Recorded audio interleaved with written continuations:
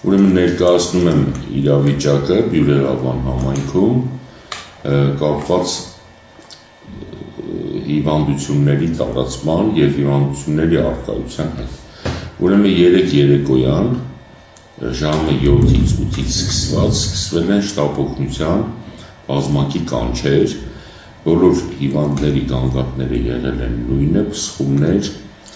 սրտխառնոց, ջերմություն, երբեմն որոնք ուղեկցվել են երբեմն լուծով։ Ուրեմն ժամը 10-11-ի շրջանում, քանի որ արդեն կանչերի թիվը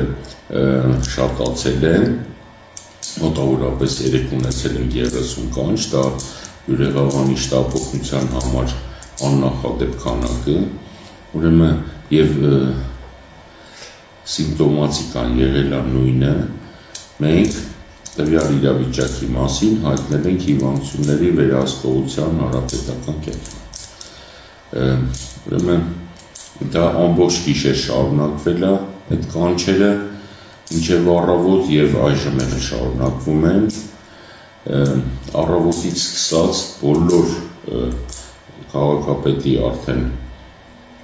ղեկավարությամբ բոլոր կազմակերպությունները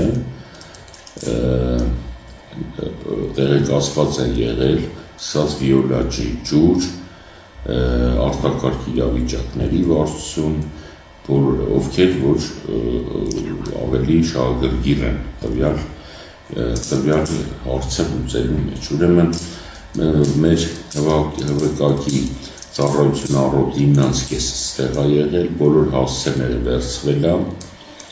գնացել են նմուշառումներ են արել, ջրից, հիվանդներից, մենք սպասում ենք դրանց պատասխաններին իհարկե, բայց ասեմ, որ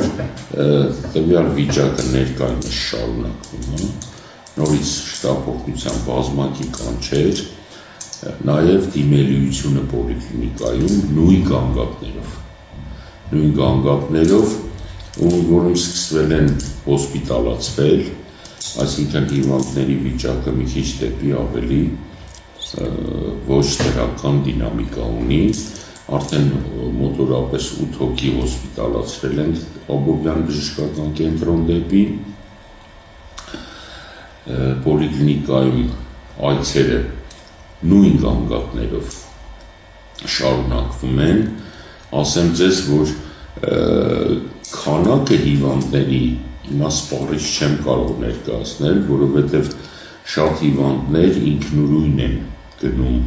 կամ Աբովյան, կամ Երևան, կամ գալիս են ստեղ սպասարկվում, նորից հետ գնում, ուզում եմ ասեմ, ամեն ինչը չի, որ կարող ենք շտապօգնության կանչերով մենք որոշակի եզրակացություն ունենալ։ Ինչ կհորդորեք, ինչ կասեք մայրաբուր։ Մենք հորդորել ենք, բնակչությանը տեղյակ ենք պահել, մենք բավականին մտածում էինք